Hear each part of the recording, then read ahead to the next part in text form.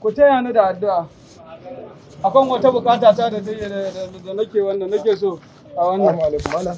Aji da mu wai abin da nake ta addu'a tun jiya da mun yana nan. Wai me ma ya faru dai? Addu'a da nake yi da mun hatta wannan wai me ma ya faru?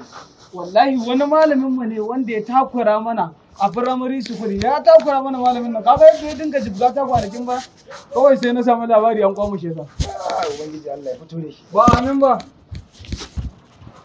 Ai sadakan nan da kaga ina addu'a ne Allah ya sa ya dawoma a can. Allah ya fito da shi lafiya. Kamar ya Allah ya fito da shi lafiya. To ba malamin bane ba? Malamin ka ne. Saboda ni ai farin ciki nake da aka kama shi. Ina roƙon Allah ya dawomar da shi a can.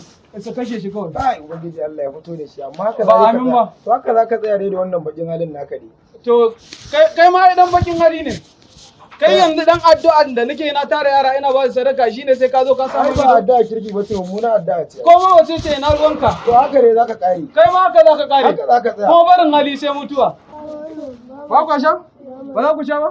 To ta ƙara yawa. Ka ji fa? Ta ƙara yawa. Ka ji fa? Yara ƙananu ma sun sani suna da imani kai kuma sai ka da bakin hali. To ai ni saboda tsananin imanin ne yasa haka.